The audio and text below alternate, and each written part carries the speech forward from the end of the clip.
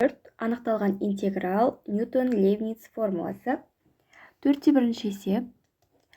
Бірінші, мұнда шегі 2 мен минус 3, ал 2х минус 3 интегралын табамыз. Алғашқы функциясын табамыз. Оның алғашқы функциясы 2х квадрат бөлінген 2 минус 3х болады. Шектерін жазып қоямыз. 2 минус 3 тең. Х-тің орнына 2-ні 1 қойып жазамыз. Бірінші 2 мен 2 қысқарып кетеді. Мұнда х квадрат қалады. Сонда х-тің орнына 2-ді қойсақ 4 болады. Минус 3-ті 2-ге көбейтсек 6 болады. Минус жақшаны ашамыз. Енді х-тің орнына минус 3-ті қойсақ, х квадратты орнына қойсақ 9 болады. Минус 3-ге минус 3-ті көбейтсек, плюс 9 болады. Жақшасы де 18 шығады, ал мұнда минус 2. Минус 2, минус 18, минус 20. 5х минус 2х квадрат болады. Шектерді жазып қояйық. 1 және минус 2. Тең болады. 5-ті 1-ге көбейтсек 5. Минус 1-дің квадраты бізде 1 болады. Оны 2-ге көбейтсек 2 болады. Азайтылған. Минус 2-ді қойсақ орда минус 10. Минус 2-ді квадраты бізде 4 болады. 4-ті біз 2-ге көбейтеміз. Минус 8. Мұнда 3 плюс 18 тең болады 21-ге. Келесі үшіншісі. Алғашқы функциясын тауып алсақ, 3х-тің 3 дәрежесі бөлінген 3 плюс 10х. Шектерді жазып қоямыз. 0 және минус 2 тең болады. Біз бірінші 0-ді қойсақ, бұнда барлығы 0 болып кетеді. Сондықтан оны жазбай-ақ қояйық. Минусты жақшаны сыртқа шығарамыз. Минус 2-дің бізде кубы болады. 3 пен 3 қысқарып кетеді. Сонда х куб қада қалады. Минус 2-дің кубы бізде минус 8. Минус 2-ді 10-ға көбейтсек, минус 20 болады. Минус 28 шығады да, жақшаның алдындағы минус пен плюс болып кетеді. Сонда 28 болады. Төртіншісі. Алғашқы функциясын тапсақ, 6х-тің кубы бөлінген 3 минус 2х-тің квадраты бөлінген 2 плюс 5х болады. Шектері 2 және 0. 6 мен 3 қысқарады. 2х куб минус х квадрат плюс 5х болады. Шектері 2, 0. Тең.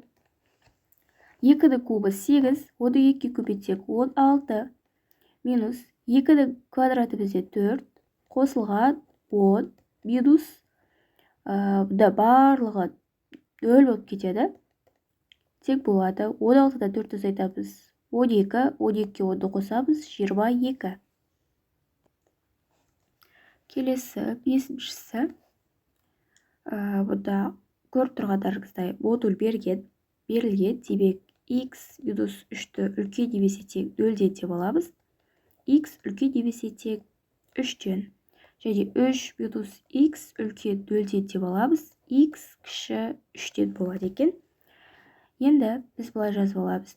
4, 2, х минус 3, dx тең дейміз де.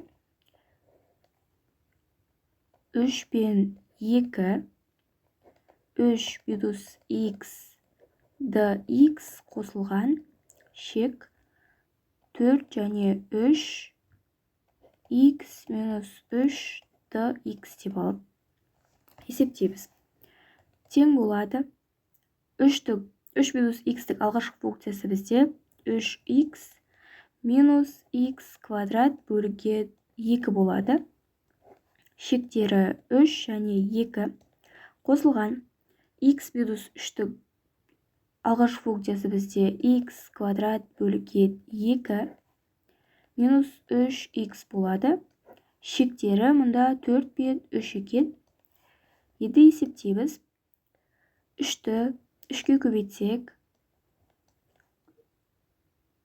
3-тің квадраты бізде 9 болады, бөлікке 2. Азайтылған 3-ті 2-ге көбейтеміз. Сонда 6 минус 2-дің квадраты бізде 4 болады, 4-ті 2-ге бөлсек 2 болады.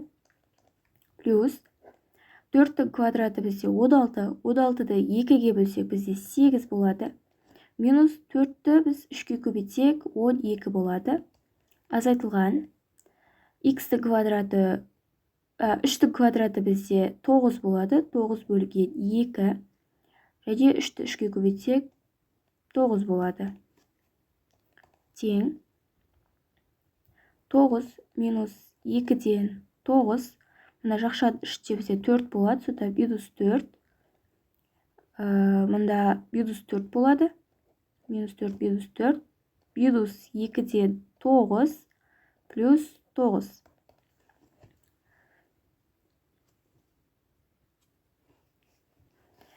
Минус 4, минус 4, минус 8 болады. 9-ға 9 қоссақ 18. Онда азайтсақ 18-ден 8 азайтсақ бізде 10 болады. Минус 2-ден 9, минус 2-ден 9 бізде минус 9-ды береді. Сонда бұда жауабы 1 болады екен.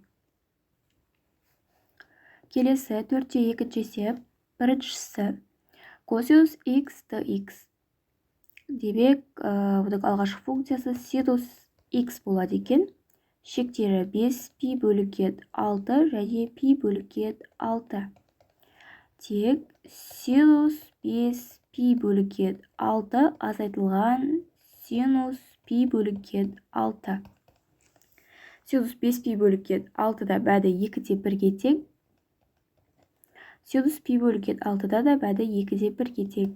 Тең болады 0-ге. Келесі екіншісі синус x-тің алғашқы функциясы минус косинус x болады. Шектері 2 пи бөлінген 3 және пи бөлінген 3. Минус косинус 2 пи бөлінген 3 минус косинус пи бөлінген 3. Тең болады. Косинус 2 пи бөлінген 3-те бәді минус 2-де 1-ге тең. Мұндағы минус пен плюс болады. Онан соң косинус пи бөлінген 3-тегі бәді бізде 2-де 1-ге тең.